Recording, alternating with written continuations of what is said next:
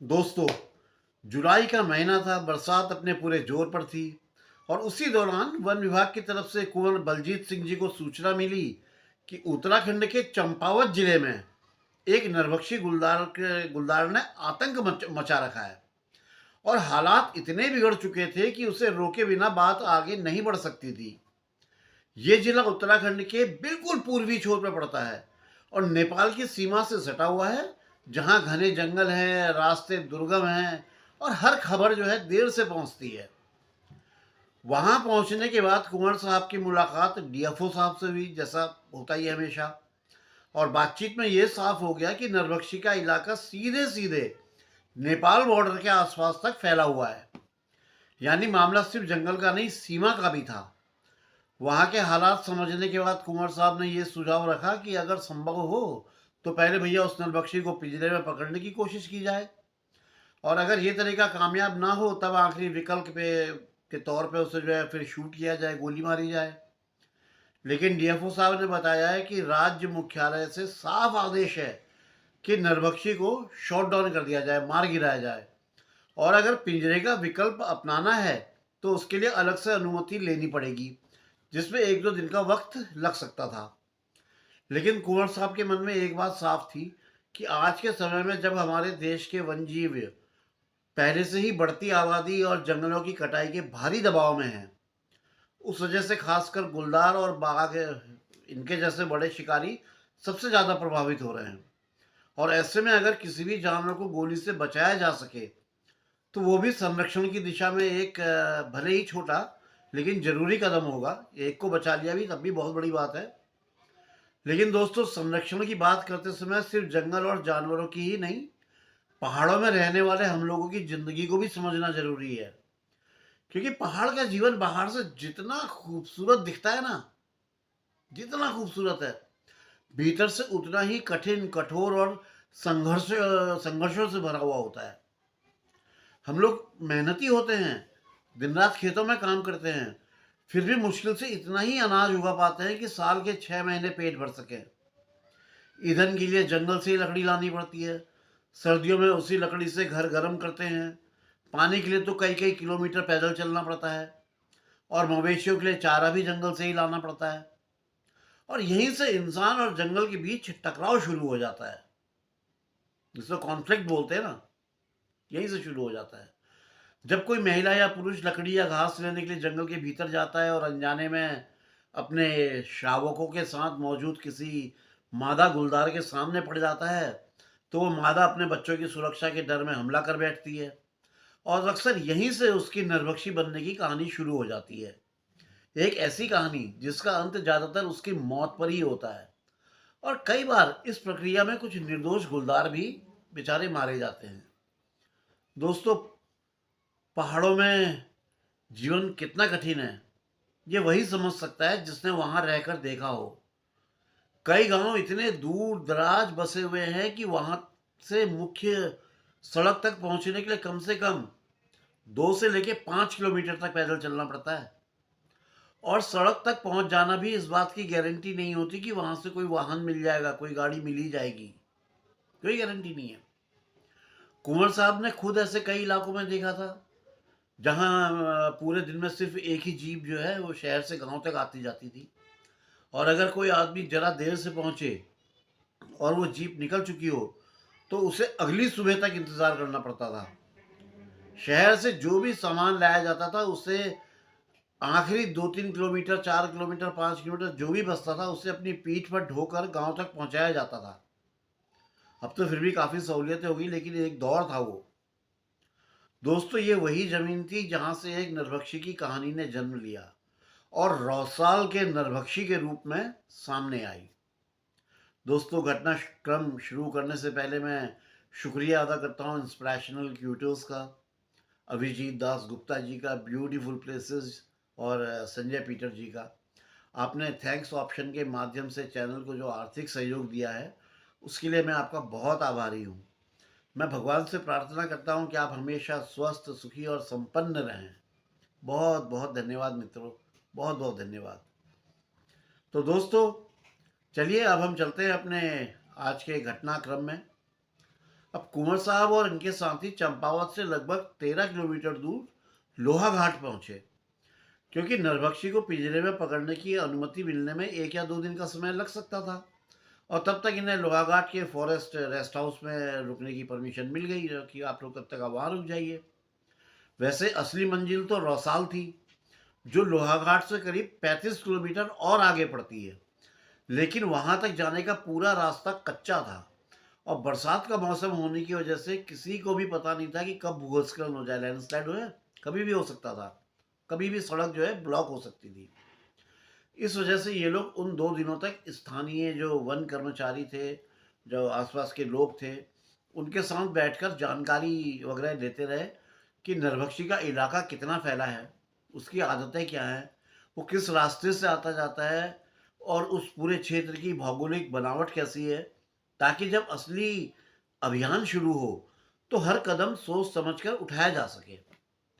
दोस्तों, अगली सुबह इन्हें नरभक्षी को पिंजरे में पकड़ने की अनुमति मिल गई, और साथ ही ये सूचना भी दे दी गई कि पिंजरे भी थोड़ी देर में जीप से भेज दिए जाएंगे।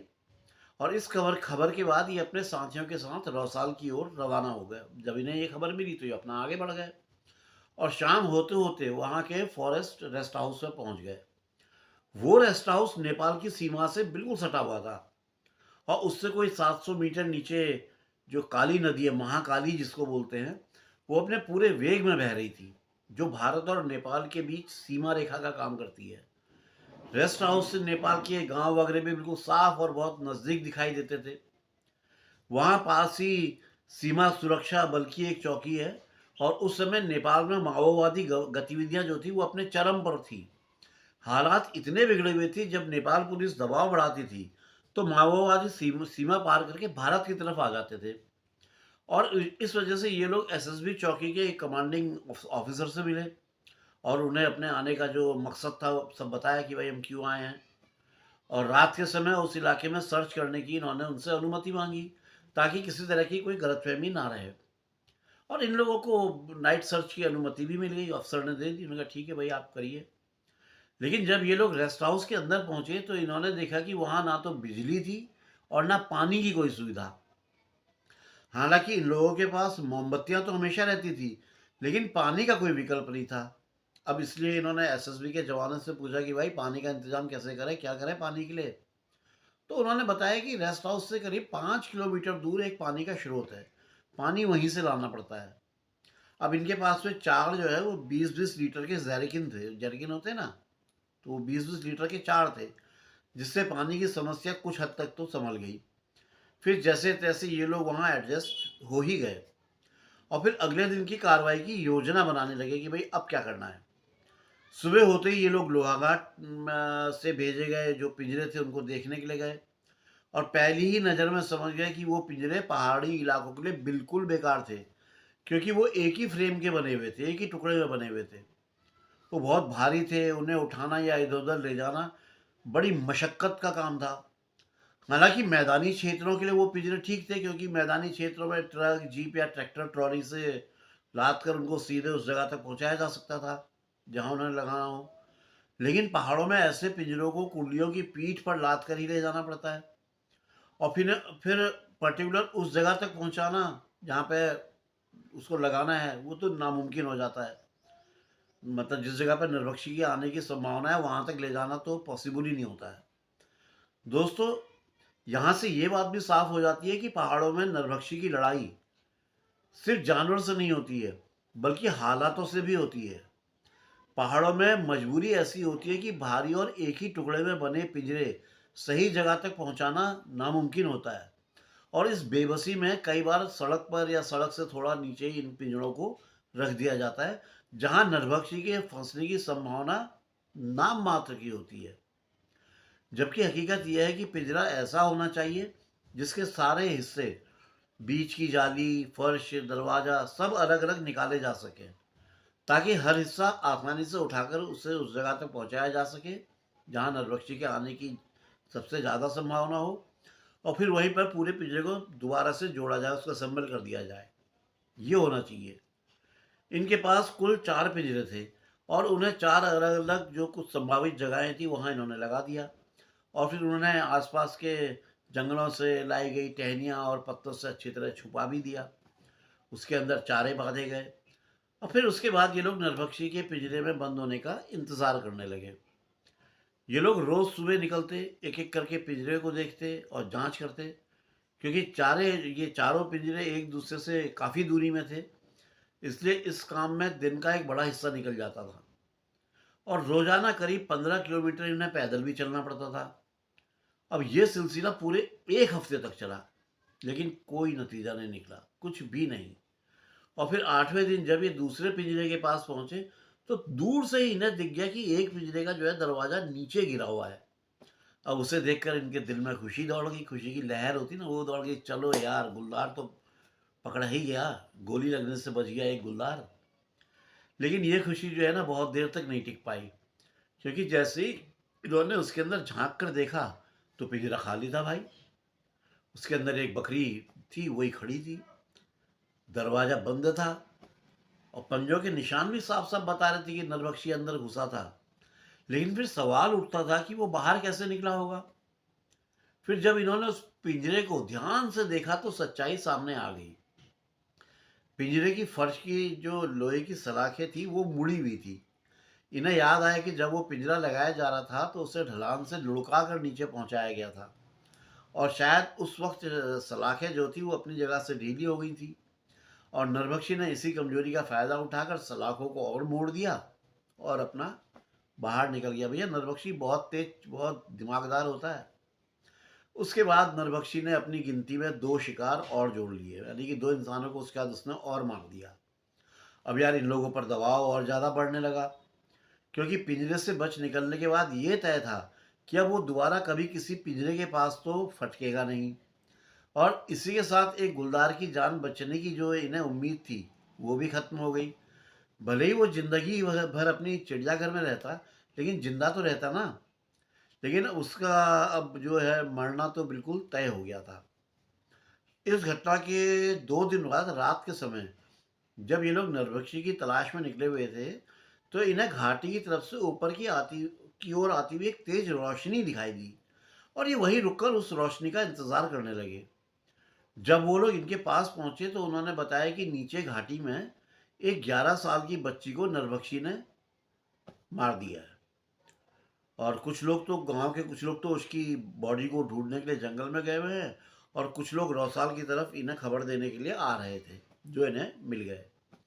उनमें से एक आदमी के सिर पर जो है पेट्रोमैक्स रखा हुआ था जो जल रहा था और उसी की रोशनी के साथ साथ वो खबर भी इन तक पहुंच गई थी। दोस्तों यहीं से कहानी इंतजार से निकलकर खून और दर्द की ओर मुड़ने वाली थी। अब खबर मिलते ही ये लोग बिना एक पल गवाए उन लोगों के साथ निकल पड़े और उसके बाद जो सफ़र शुरू हुआ वो सिर्फ दूरी का नहीं बल्कि धैर्य और सहन शक्ति की परीक्षा का सफ़र था, क्योंकि लगातार 2 घंटे तक इन्हें नीचे की ओर उतरते जाना पड़ रहा था उस अंधेरे और फिसलन भरे रास्तों पर, जहाँ हर कदम सोच समझ कर रखना जरूरी था। करीब 2 घंटे तक लगातार चलने के बाद जब इनकी सांसें कुछ तेज हो गई और पैरों में भारीपन उतरने लगा तो इन्होंने पूछा उन गांव वालों से कि अरे भाई अभी और कितना चलना है यार। तो जवाब में उन्होंने बस ऐसे इशारा कर दिया, वो नीचे नीचे, बस वो नीचे जो दिख रही ना लाइट वहाँ, वो बस वहीं तक जाना है। वो दूर एक छोटी सी रोशनी टिमटिमाती हुई दिखाई दे रही थी। दूरी का अंदाजा लगाना बड़ा मुश्किल था, लेकिन इतना साफ था कि रास्ता भी बहुत बचा हुआ था। उस पल इन्हें ऐसा महसूस हो रहा था जैसे ये किसी गांव की ओर नहीं बल्कि धरती के अंदर किसी अज्ञात गहराई की ओर चले जा रहे हो, मानो पाताल लोक की ओर सफर कर रहे हो। चलते चलते 1 घंटा और बीत गया। खैर फाइनली ये उस घर तक पहुंच गए जहां से उस मासूम बच्ची को नरबख्शी उठाकर ले गया था। वो घर जंगल के बीच बिल्कुल अकेला था। मुख्य जो गांव था उससे थोड़ा सा कटा हुआ और उस गांव का नाम सुल्ला था।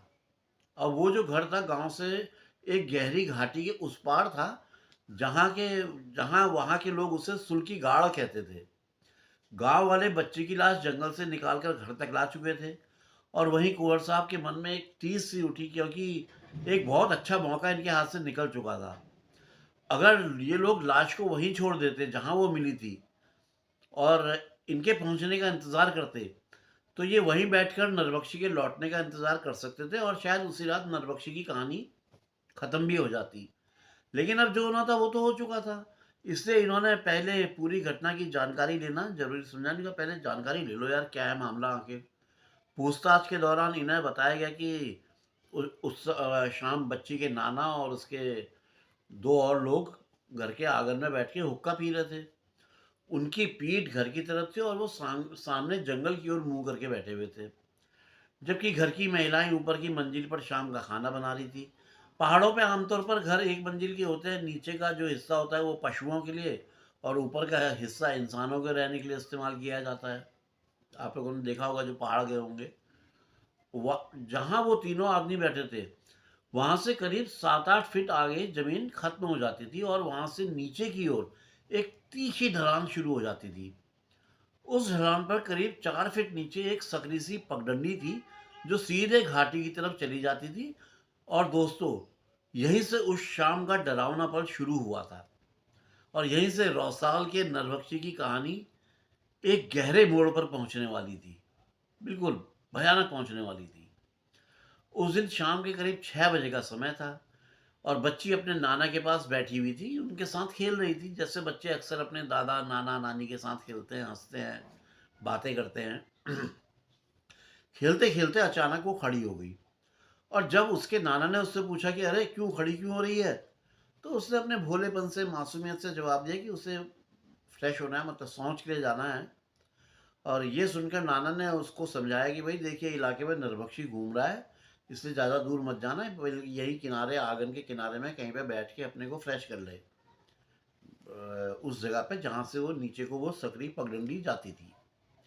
अब जैसे ही वो बच्ची एक किनारे पे बैठी, ठीक उसी पल उस सकरी पगडंडी पर छुपा बैठा हुआ था एक वही मैन ईटर, जो जाने कितनी देर से सिर्फ एक मौके का इंतजार कर रहा था। वो बिजली की फुर्ती से झपटा, बच्ची को गले से दबोचा और उसे मुंह में उठाए जंगल की तरफ छलांग लगाता हुआ गायब हो गया।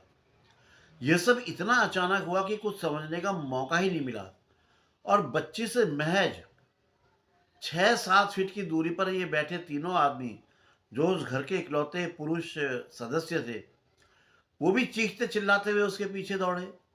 लेकिन अंधेरा, ढलान और जंगल वो सब नरभक्षी के पक्ष में जा रहे थे। कुछ समय बाद वो लोग बच्ची की लाश जंगल से बरामद करके तो ले आए और जब कुंवर साहब और इनके साथी वहां पहुंचे तो बच्ची का निर्जीव शरीर घर के आंगन में पड़ा हुआ था और चारों तरफ ऐसा सन्नाटा फैला हुआ था जिसमें सिर्फ रोने की दबी दबी सी आवाजें तैर रही थी। बच्ची के नाना ने कुंवर साहब से गुजारिश करी कि ये पूरी रात लाश के पास ही पहरा दे दे। इन्होंने भी उनकी इस बात को मान लिया और उनसे कहा कि बच्ची की लाश को आंगन में ही पड़े रहने दीजिए, ताकि मेरे को कुछ उम्मीद बनी रहे उन्हें। अब इन्हें उम्मीद थी कि भूखा नरबख्शी अपनी अधूरी दावत पूरी करने के लिए जरूर वापस लौटेगा और तब ये उसे मार गिराएंगे। इन्होंने एहतियात के तौर पर बच्ची के शव का एक पैर तार के साथ बांध के खूंटे से बांध दिया, ताकि अगर नरबख्शी लौटे तो शव को उठाकर कहीं और ले जाकर कहीं नजरों से ओझल ना हो जाए। लेकिन भाई वो पूरी रात ऐसे ही बीत गई, बाघ नहीं आया। आंखें जंगल की तरफ ही गड़ी रही, कान हर आहट पर टिके रहे, लेकिन सन्नाटे के सिवा कुछ नहीं टूटा। नरभक्षी उस रात लौटा ही नहीं। दोस्तों, कभी कभी जंगल अपने डरावने राज खामोशी में छुपा लेता है और वो रात भी उसी खामोशी की गवाही थी। अगली सुबह बच्ची का अंतिम संस्कार कर दिया गया, लेकिन गांव वाले बहुत डरे हुए थे और हालात ऐसे थे कि वो बार बार इनसे गुजारिश कर रहे थे कि वो लोग एक रात के लिए और रुक जाए, क्योंकि उन्हें पूरा यकीन था कि जिस तरह नरभक्षी पहली बार अपना शिकार पूरा नहीं कर पाया था, तो वो दोबारा लौटेगा और अपना दूसरा शिकार यहीं ढूंढेगा। अब समस्या ये थी कि वहां से फॉरेस्ट रेस्ट हाउस तक चढ़ाई चढ़ने में करीब 6 घंटे लगते थे और फिर वहां से वापस इस गांव तक उतरने में 4 घंटे और लग जाने थे, यानी 10 घंटे। और सिर्फ खाना खाने के और सोने के लिए इतनी लंबी आवाजाही करना नामुमकिन था और ठीक भी नहीं था। और इसी मजबूरी में इन्होंने गांव वालों की बात मान ली और वहीं रुकने का फैसला कर लिया। फिर इन्होंने अपने एक आदमी को चिट्ठी लेकर रेस्ट हाउस की तरफ भेज दिया, जिसमें कर्मचारियों को यह निर्देश दिया गया था कि वो खाना लेकर यहीं गांव आ जाएं। और ये लोग खुद घर के पास ही एक पेड़ के नीचे सो गए। इन्होंने तय किया कि शाम 5 बजे तक आराम कर लिया जाए, और फिर तब तक खाना भी पहुंच जाएगा। और उसके बाद कुछ खाना ना खाने के बाद ये लोग घर के पास ही किसी सेफ जगह पर एक जिंदा बेट को मतलब एक चारे के बांधेंगे और फिर बैठ जाएंगे। लेकिन जब शाम 5 बजे इनकी आंख खुली तो देखा कि रेस्ट हाउस से खाना नहीं पहुंचा, और वक्त तेजी से निकलता जा रहा था। ऐसे में बच्ची के नाना ने खुद आगे बढ़कर जंगली साग सब्जी और मट्ठा और रोटियों इन लोगों को परोस दी। इन्होंने उस प्यार और अपनत्व से परोसे गए भोजन को खाया। तब तक शाम के 6 बजने वाले थे, यानी अब घात लगाकर बैठने का वक्त करीब आ चुका था। इसलिए बिना देर किए इन्होंने एक कुत्ते का इंतजाम किया और जंगल के भीतर झाड़ियों के बीच एक जगह संभाल ली। कुत्ते को उन दो पगडंडियों के संगम पर बांध दिया गया जो जंगल के भीतर की ओर जाती थी, ताकि अगर नरभक्षी किसी भी दिशा से आए तो उसकी मौजूदगी का आभास हो सके। तो कुत्ता भी अच्छा था, वो बीच बीच में भौंकता रहता था, और हर भौंक के साथ इन लोगों की उम्मीदों को भी जगा रहा था कि शायद उसकी आवाज़ पर नरभक्षी खींचा चला आए। लेकिन रात गहराती गई और जंगल की खामोशी जस की तस बनी रही, और रात 10 बजे के आसपास ये लोग फिर वापस गांव लौट कर आ गए। उस वक्त भी रेस्ट हाउस से भेजा गया खाना इनको तक नहीं पहुंचा था, इसलिए इन लोगों ने चाय और रोटियों से ही काम चलाया। भैया पेट में कुछ तो डालना ही था। और उसी पेड़ के नीचे पूरी रात बारी बारी से पहरा देते हुए काट ली। हर आहट पर इनके कान खड़े हो जा रहे थे, हर पत्ते की सरसराहट पर आंखें अंधेरे में गड़ जा रही थी। अब वो रात भी ऐसे ही कट गई सुनसान। फिर अगली सुबह ये लोग वापस फॉरेस्ट रेस्ट हाउस लौट आए, और वहां पहुंचकर इन्हें पता चला कि इनका खाना गांव तक क्यों नहीं पहुंचा था। असल में जिसे चिट्ठी देकर भेजा गया था वो आदमी ने तुरंत चिट्ठी दी और अपना लौट के आ गया। उसने कर्मचारियों को ये नहीं बताया कि खाना किस गांव में भेजना है, और ऊपर से ये भी जल्दीबाजी में गांव का नाम चिट्ठी में लिखना भूल गए। क्योंकि गांव में ये लोग रात के अंधेरे में पहुंचे थे, इसलिए रेस्ट हाउस वालों को भी ये नहीं पता था कि ये भैया किस गांव में रुके हुए होंगे, क्योंकि वहां तो कई गांव थे। और यार कभी कभी जंगल की सबसे बड़ी मुश्किल नरभक्षी नहीं होता, बल्कि इंसान की छोटी सी भूल पूरी रात भारी कर देती है। अब यहाँ पे तो यही हुआ ना यार, अब छोटी सी भूल थी, जगह का नाम नहीं बताया ना लिखा। वहां से वापसी के दौरान रास्ते में एक और ऐसा वाक्य हुआ कि जिसमें इन्हें नरभक्षी को मारने का एक और सुनहरा मौका गवा दिया। और उस वक्त हालात ये थे कि इन लोगों की नींद पूरी ना होने और लगातार 36 घंटों से ढंग का खाना ना मिलने के कारण शरीर जवाब देने लगा था। करीब 5 घंटे की चढ़ाई चढ़ने के बाद थकान इस कदर हावी हो गई थी कि कुंवर साहब ने अपनी राइफल एक स्थानीय युवक को थमा दी, ले भैया तू पकड़ और चल, ताकि इन्हें कुछ राहत मिल सके। लेकिन चलते चलते वो बेचारा आदमी फिसल कर गिर गया, और राइफल भी गिर गई। अब इन्होंने जब अपनी राइफल को उठाकर देखा तो ऐसे चेक किया तो बाहर से तो कोई उस पर नुकसान ऐसा नज़र नहीं आ रहा था। तो इन्होंने डिसाइड किया कि अब गेस्ट हाउस पहुंच जाएं और फिर उसके बाद आराम से जो है राइफल की जांच करेंगे। लेकिन जब ये फॉरेस्ट रेस्ट हाउस पहुंचे तो थकान और भूख इन लोगों पर इस कदर हावी थी कि ये खाना खाकर सीधे सो गए, और जो राइफल की जांच करने का जो ख्याल था वो इनके दिमाग से पूरी तरह निकल गया। और जब शाम के करीब 5:30 बजे इनकी आंख खुली तो ये लोग फिर से नरभक्षी की तलाश में निकल गए। पूरा इलाका खंगालते हुए जब ये लोग उसके आखिरी ठिकाने की तरफ बढ़ रहे थे, जिसे मदलाक कहा जाता है, तो अचानक सड़े हुए मांस की तेज बदबू इनकी नाक में भर गई। जैसे जैसे ये आगे बढ़े बदबू और तेज होती गई, और तभी अचानक नरभक्षी जो है सड़क पार करता हुआ इनको दिखाई दिया। वो इनके सामने से ही निकल रहा था। इन्होंने भी बिना एक पल गवाए उस पर निशाना साधा और उसके कंधे की तरफ गोली चला दी। लेकिन निशाना पूरी तरह चूक गया। इतने पास से निशाना चूकने से कुंवर साहब जो है खुद हैरान रह गए कि यार इतने नजदीक से निशाना कैसे चूक सकता है। फिर इन्हें याद आया कि अरे यार जब वो आदमी फिसला था जिसने इनकी राइफल पकड़ी थी, तो उसके बाद राइफल की ये जांच करना जो है भूल गए थे। और फिर बाद में जब इन्होंने राइफल को जांचा तो पता चला कि वो करीब 1 फुट बाईं ओर मार करने लगी थी। मतलब निशाना ऐसे ले रहे हैं, निशाना तो सीधा लगाया जा रहा है, मगर गोली जब चल रही थी तो निशाने के बाईं ओर जा रही थी, 1 फीट। और चूंकि नरबख्शी दाईं से बाईं ओर जा रहा था, इसलिए गोली उसके नाक के सामने से निकल गई और वो बच गया। और भाई उस छोटी सी लापरवाही की कीमत इन्हें पूरे 7 दिन की एक्स्ट्रा मेहनत और थकान के रूप में चुकानी पड़ी, क्योंकि उसके बाद 1 हफ्ते तक लगातार खोजबीन की गई, लेकिन नरभक्षी का कोई सुराग इनके हाथ नहीं लगा, कुछ नहीं पता चला। पिछली घटना के बाद इन्होंने 3 भैंस के बछड़े मंगवा लिए थे और उन्हें 3 अलग अलग जगहों पर बंधवा दिया था। उनमें से एक बछड़ा जो है वो सुल्की गाड़ जो गांव था वहां पे भी बांध दिया गया। वो गहरी घाटी जो सुल्ला गांव को उस एकांत घर से अलग करती थी, जहां कुछ दिन पहले 11 साल की बच्ची को नरभक्षी ने मार डाला था।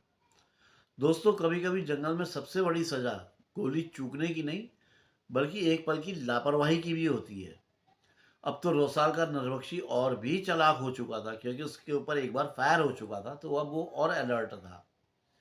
8वें दिन सुबह सुबह इन लोगों को खबर मिली कि सुल्की गाड़ में बंधे हुए बछड़े को नरभक्षी ने मार डाला है। अब वहां तक पैदल पहुंचने में इन्हें 4 घंटे से भी ज्यादा का वक्त लगने वाला था। इसलिए बिना किसी देरी किए ये लोग तुरंत निकल पड़े। इस बार ये अपने साथ गद्दे, लकड़ी के पटरे, रस्सियां और अपना पोर्टेबल मचान भी ले गए। उनका सामान सब लेके चलो। जब ये लोग हमले वाली जगह पर पहुंचे तो पहली नजर में ये साफ हो गया कि मरे हुए बछड़े के आसपास कोई ऐसा पेड़ नहीं था जिस पर ठीक से मचान बांधा जा सके। कोई भी कायदे का पेड़ नहीं था। काफी देर इधर उधर सब चेक करने के बाद आखिरकार इन्हें एक ऐसा पेड़ दिखाई दे गया जिसका तना किसी तूफान में जमीन से करीब 6 फीट ऊपर से टूट गया था। और जहां से वो टूटा था वहां से उसके चारों ओर अब कई जो है नई शाखाएं निकल आई थी। और उन शाखाओं को थोड़ा सा दबाकर 2 लोगों के बैठने लायक जगह बनाई जा सकती थी। बड़ा टफ मचान बनना था, लेकिन बन सकता था। और ऊपर से पत्तों और टहनियों की वजह से मचान को अच्छी तरह छुपाया भी जा सकता था। लेकिन उसमें सबसे बड़ी कमी ये थी कि मचान जमीन से ज्यादा ऊंचाई पर नहीं था। मरा हुआ बछड़ा उस पेड़ से करीब 30 गज की दूरी पर पड़ा हुआ था और आसपास कोई और बेहतर जगह भी नहीं थी जहां मचान बांधा जा सके। फिर कुछ सोचकर इन्होंने उस पेड़ पर मचान बनाकर अपने बैठने का निर्णय ले लिया कि भाई उसी में मचान बांधो, वहीं बैठेंगे। पेड़ के ठीक पीछे पहाड़ था और पहाड़ का ठीक पीछे हो रहा एक बहुत बड़ा खतरा था, क्योंकि अगर नरभक्षी उस पहाड़ की तरफ से आता तो वो इन लोगों को साफ साफ देख लेता और मचान के पास आने के बजाय वो खुद ही इन पर हमला करने की कोशिश कर सकता था। इसलिए उस दिशा को लेकर स्पेशली एक सावधानी बरतनी जरूरी थी, क्योंकि अगर नरभक्षी सामने वाले जंगल की तरफ से आता तो वो इन्हें नहीं देख पाता। और उस दिशा पर इनकी नजर टिकी हुई थी, सामने की तरफ। मचान के पीछे पहाड़ और मचान के बीच करीब 10 फीट गहरी एक गली सी भी बनी हुई थी, जिसकी तीव्र ढलान नीचे की तरफ चली जाती थी। और इस पूरे भूभाग का जिक्र करना इसलिए जरूरी है क्योंकि आगे होने वाली घटनाओं में ये जमीन अहम भूमिका निभाने वाली है। मेन यही जमीन का खेल है। और जब ये और इनका एक साथी मचान पर ठीक से जम गए, यानी कि इन्होंने बैठने लायक स्थिति बना ली, तो इन्होंने बाकी सभी लोगों को वहां से वापस भेज दिया ताकि इलाके में फालतू की कोई हलचल ना रहे। घड़ी में शाम के ठीक 6 बज रहे थे और जंगल धीरे धीरे अपनी खामोशी ओढ़ने लगा था। और दोस्तों, अब इंतज़ार शुरू हो चुका था और इस इंतज़ार में हर पत्ता, हर आहट एक सवाल बनकर सामने खड़े थे। इन लोगों को मचान पर बैठे हुए करीब 1 घंटा हो चुका था, लेकिन कहीं से भी कोई आहट या हलचल नहीं हो रही थी।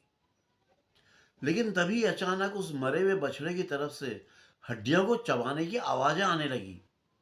और उसी पल यह भी साफ हो गया कि नरभक्षी आ चुका था और उसने अपना भोजन भी शुरू कर दिया था, यानी कि अपना खाना खाना शुरू कर दिया था। इन लोगों ने बिना किसी जल्दीबाजी के करीब 15 मिनट तक तो इंतजार किया, क्योंकि इनका अनुभव यही कहता था कि जब गुलदार खाने में डूबा होता है तो वो इतना मग्न रहता है कि स्पॉटलाइट की तरफ ध्यान नहीं देता। लेकिन उस दौरान बस एक बात का ध्यान रखना जरूरी होता है कि आसपास से कहीं कोई फुसफुसाहट या इंसानी हलचल ना हो। लाइट आप डाल दो, नहीं हटेगा। इन लोगों ने आपस में तय किया हुआ था कि गोली इनका साथी चलाएगा और स्पॉटलाइट की रोशनी ये दिखाएंगे। इनके पास भी हमेशा की तरह लोडेड 12 बोर की बंदूक रखी हुई थी, क्योंकि जब राइफल नहीं चलानी होती थी तो 12 बोर ही इनका आखिरी सहारा होती थी। करीब 15 मिनट बाद जैसे ही इन्होंने स्पॉटलाइट जलाई, नरभक्षी साफ साफ दिखाई देने लगा। वो मांस नोच रहा था। उसने अपना एक पंजा शिकार पर रखा हुआ था और उसका खून से सना चेहरा ठीक मचान की तरफ था। लेकिन वो स्थिति भाई बहुत खतरनाक थी, क्योंकि मचान जमीन से सिर्फ 6 फीट की ऊंचाई पर था और तेंदुए पर सामने से गोली चलाना अपने आप को खतरे में डालने जैसा होता है, क्योंकि वो सीधे सामने ही कूदता है। इसलिए इन्होंने तुरंत रोशनी बंद कर दी। इन्होंने अपने साथी को इशारे से समझाने की कोशिश की, क्योंकि उस वक्त तक नरभक्षी पूरी तरह सामने की ओर था और उसका पूरा शरीर शिकार के पीछे छुपा हुआ था।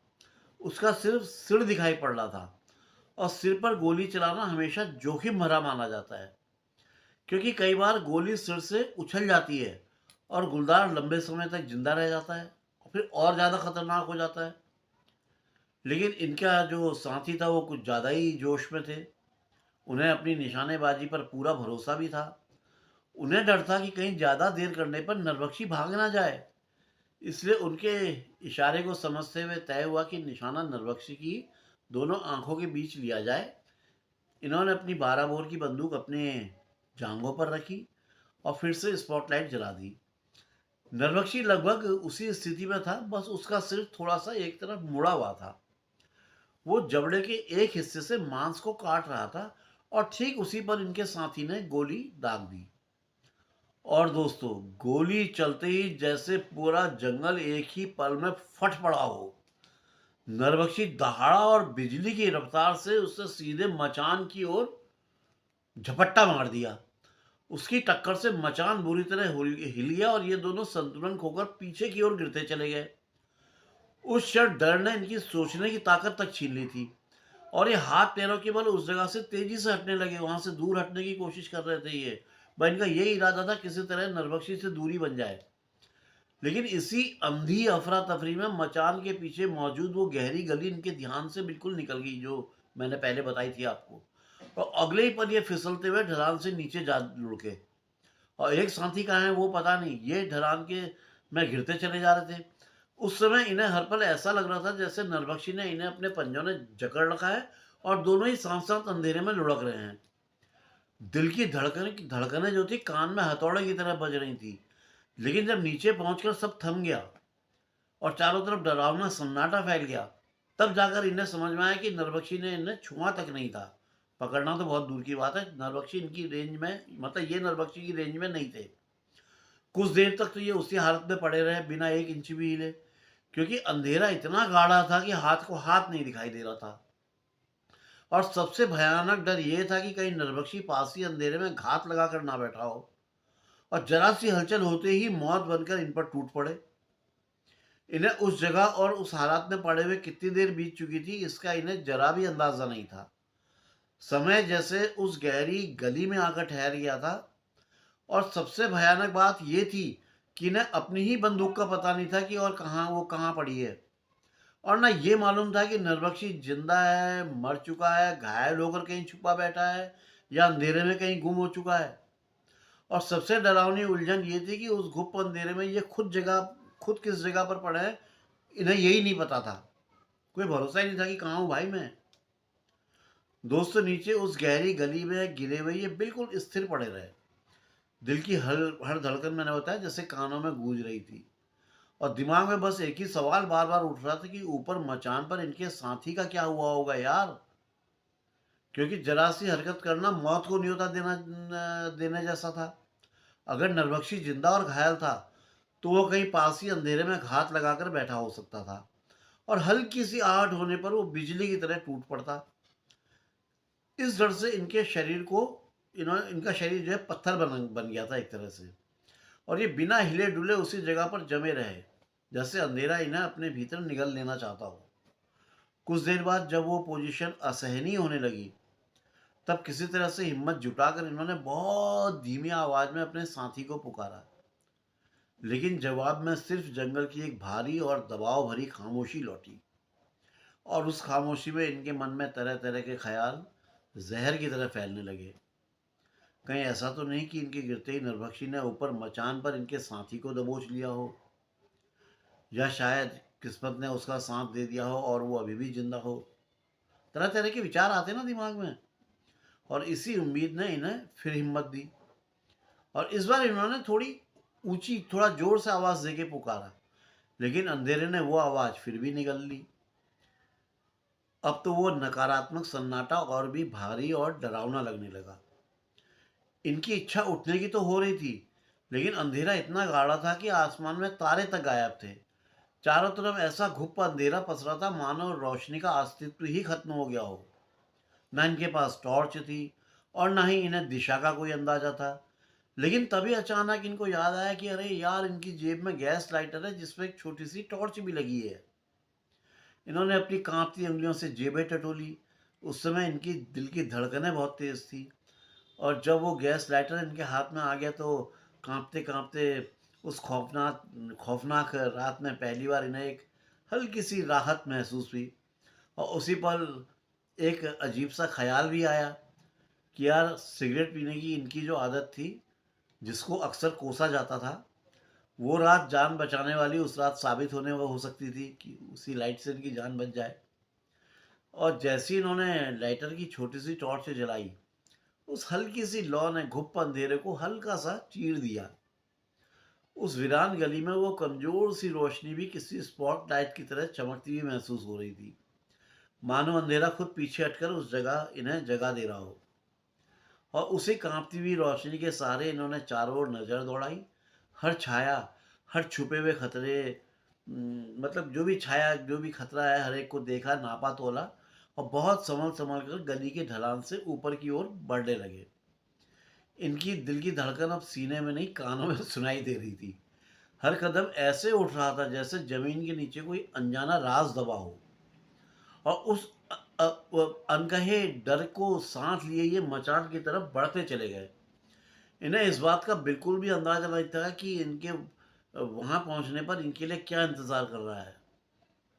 दोस्तों, उस पर डर सिर्फ नरभक्षी का नहीं था। असली डर तो उस अनजानी सच्चाई का था जो मचान पर इनकी प्रतीक्षा कर रही थी, और जिसका सामना करने से पहले ही दिल सिहर उठ रहा था। मचान के पास पहुंचते ही जो दृश्य इनकी आंखों के सामने उभरा, उसने एक पल के लिए तो इनकी सांसें रोक दी। क्योंकि इनका साथी एक तरफ पीठ के बल पड़ा हुआ था, बिल्कुल निश्चल, जैसे जीवन की सारी हलचल अचानक उससे छीन ली गई हो। और उसी क्षण इनके दिल में एक ठंडी आशंका कौंधी, कहीं सब कुछ खत्म तो नहीं हो गया। फिर कांपते हाथों से इन्होंने गैस लाइटर की हल्की सी रोशनी मचान के सामने डाली, और तभी दूसरा झटका इनको लगा, क्योंकि ठीक सामने नरभक्षी भी पड़ा हुआ था। वो भी एक जगह पे पड़ा हुआ था। उसका भारी भरकम विशाल शरीर अंधेरे में एक डरावनी परछाई की तरह फैला हुआ था। इन्होंने पास जाकर उससे गौर से देखा तो समझ में आ गया कि वो पूरी तरह निर्जीव है, वो भी मर चुका है, एकदम पत्थर की तरह जड़ और शांत, जैसे उस भयानक उथल पथल के बाद अचानक मौत ने सब कुछ थाम लिया हो। फिर उसी कांपती रोशनी में इन्हें मचान में रखी पानी की बोतल दिखी, और बिना एक पल गवाए इन्होंने अपने वो बोतल को उठाया और अपने साथी के चेहरे में पानी के छींटे मारने शुरू कर दिए। फिर कुछ धीमी कराह के बाद उसमें हलचल हुई और वो होश में आया, लेकिन उसकी आंखों में उलझन भरी धुंध थी। काफी देर तक तो उसके समझ में ही नहीं आ रहा था कि क्या कुछ घट चुका है। इन्होंने उस पल के बारे में उससे पूछा, मगर उसकी याददाश्त तो जैसे उस अंधेरे में खो गई थी। इसलिए उसे थोड़ा पानी वानी पिलाया। फिर इनका ध्यान चारों तरफ बिखरे सामान पर गया, जहाँ राइफल है, टूटी हुई स्पॉटलाइट और एक सेल टॉर्च मचान के पास अस्त व्यस्त पड़ी हुई थी, जिन्होंने ने एक एक करके सब फिर समेट लिया। और जब यादों की वो धुंध थोड़ा साफ हुई उसकी, तो उसने सबसे पहले इनको देखा। फिर टॉर्च की रोशनी इन्होंने उसके चेहरे पर डाली। सौभाग्य से उसे कोई गंभीर चोट नहीं आई थी, बस जबड़े के पास सूजन थी, और दर्द साफ साफ झलक रहा था। उसके बाद इन्होंने टॉर्च की रोशनी नरभक्षी के शरीर पर डाली।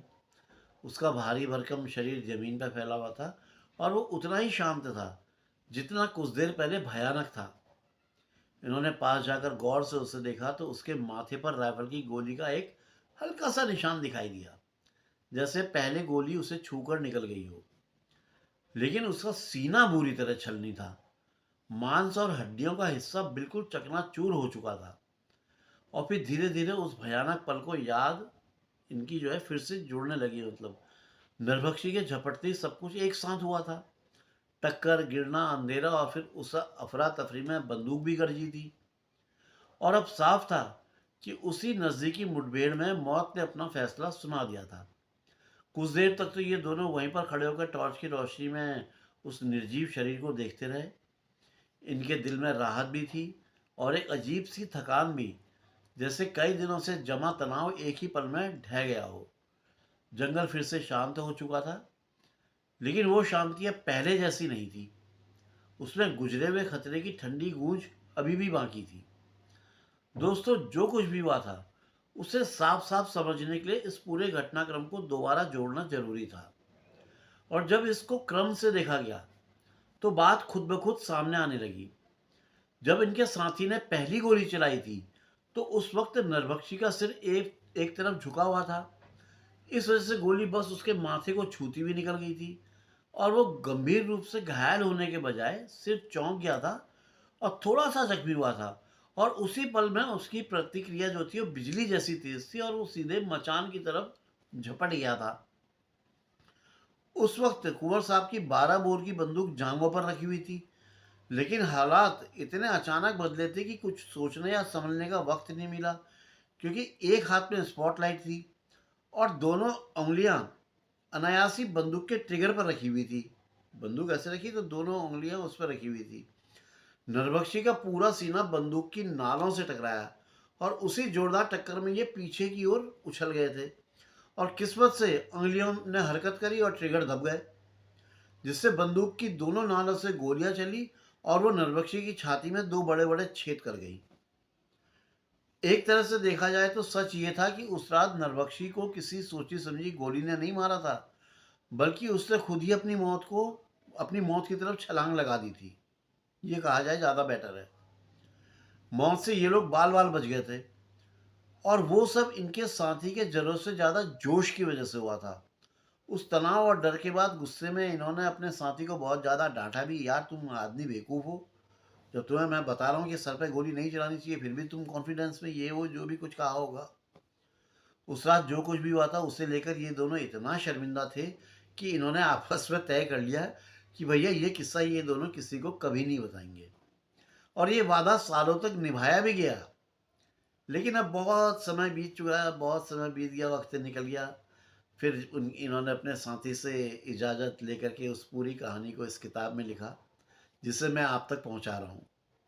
दोस्तों, सबसे बड़ी हैरानी की बात यह थी कि गोलियों की आवाज़ सुनकर ना तो कोई वनकर्मी वहां पहुंचा और ना ही कोई गांव वाला, जबकि ये पहले से ही तय कर लिया गया था कि भाई गोली चलते ही सब लोग मदद के लिए आ जाएंगे। नरभक्षी के मरने और खुद को संयमित करने के बाद इन्होंने 2 हवाई फायर और किए, लेकिन फिर भी कोई नहीं आया। यार बड़े इनको ताजुब हुआ। फाइनली इन्होंने तय किया कि भाई अब रात जो है यहीं पर बिताई जाए, क्योंकि नरभक्षी मर चुका था और अब उसकी तरफ से कोई खतरा भी नहीं बचा था और ना किसी पहरे की ज़रूरत थी और ना ही किसी और बात की कोई चिंता। नरभक्षी की लाश थोड़ी दूरी पर पड़ी हुई थी और वहाँ से थोड़ा हटके ये लोग भी लेट गए। इतनी थकान और तनाव के बाद इन्हें गहरी नींद आ गई। मन में बस यही संतोष था कि एक बेहद खतरनाक काम पूरा हो चुका था। सुबह के करीब 6 बजे के आसपास वनकर्मी और कुछ गांव वाले वहां पहुंचे और जैसे ही उन्होंने नरभक्षी को मरा हुआ देखा तो वो लोग खुशी से झूम उठे। आपस में गले मिलने लगे, नाचने लगे। कुंवर साहब और उनके साथी को धन्यवाद देने लगे। एक खौफनाक डर से आज़ादी का एहसास उनके चेहरों पर साफ झलक रहा था। जब कुंवर साहब ने उनसे पूछा कि भाई वो लोग रात में गोली की मतलब जब इन्होंने गोली चलाई तो उसके बाद वो लोग आए क्यों नहीं, तो उन्होंने बताया कि वो लोग तो रात के 10 बजे तक तो जाग रहे थे, लेकिन उन्होंने तो किसी भी गोली की आवाज़ नहीं सुनी, उनको तो कुछ नहीं सुनाई पड़ा।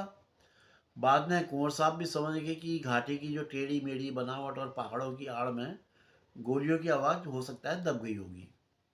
खैर दोस्तों, अंत भला तो सब भला, और रौसाल का नरभक्षी हमेशा के लिए ख़त्म हो गया। तो दोस्तों, ये थी रौसाल के नरभक्षी की कहानी। आप लोगों को कैसी लगी? कृपया अपने कमेंट्स करके ज़रूर बताइएगा। मुझे आपके कमेंट्स का यार इंतज़ार रहता है। पता नहीं क्यों पिछले घटनाक्रम में आप लोगों ने वो उत्साह नहीं दिखाया, जिसमें मैंने बहुत उम्मीदें लगाई हुई थी। खैर चलिए, रात गई बात गई, कोई बात नहीं। लेकिन इस बार आप सभी से उम्मीद है, तो कमेंट्स ज़रूर करिएगा यार, प्लीज़। दोस्तों, इसके बाद उत्तरांचल डायरीज़ जो घटनाक्रम आपके सामने लाने वाला है, वो बहुत ही रोमांचक रहने वाला है। तो उसके लिए तो फिर यार बने रहिएगा उत्तरांचल डायरीज़ के साथ, और आनंद उठाइएगा जंगल और जंगल के खतरों का। आज भी कुछ महिला और पुरुष मित्रों को मैं देख रहा हूँ, चैनल में पहली बार आए हैं। मैं आपका तहे दिल से स्वागत करता हूँ। जी मैडम, आपसे कह रहा हूँ, भैया आपका आभारी हूँ कि आपने मुझे अपना कीमती समय दिया। बहुत बहुत धन्यवाद। हाँ, आपसे एक रिक्वेस्ट करता हूँ कि चैनल को प्लीज़ सब्सक्राइब कर दीजिए, स्टोरी को लाइक कर दीजिए, और 2 शब्द ज़रूर लिख दीजिएगा। एक रिक्वेस्ट तो मैं आप सभी मित्रों से करता हूँ कि चैनल के एडवर्टीज़मेंट, प्रचार और प्रसार के लिए प्लीज़ घटनाक्रम को शेयर ज़रूर कर दें, जिससे कुछ और मित्र भी चैनल से जुड़ जाएँ, उन तक भी कहानियाँ पहुँचे। और जाते-जाते एक अंतिम रिक्वेस्ट जो हमेशा करता हूँ, वो आज फिर कर रहा हूँ कि प्लीज़ अगर पॉसिबल हो तो थैंक्स ऑप्शन के माध्यम से चैनल को कुछ डोनेट करने की भी कोशिश कीजिएगा। ठीक है दोस्तों? तो बहुत-बहुत धन्यवाद दोस्तों। फ़िलहाल तो चलता हूँ, और मिलता हूँ जल्दी ही एक नए रोमांचक घटनाक्रम के साथ। ठीक है? Okay, bye-bye. जय बद्री विशाल, जय उत्तराखंड, जय, जय, जय। जय माँ भारती।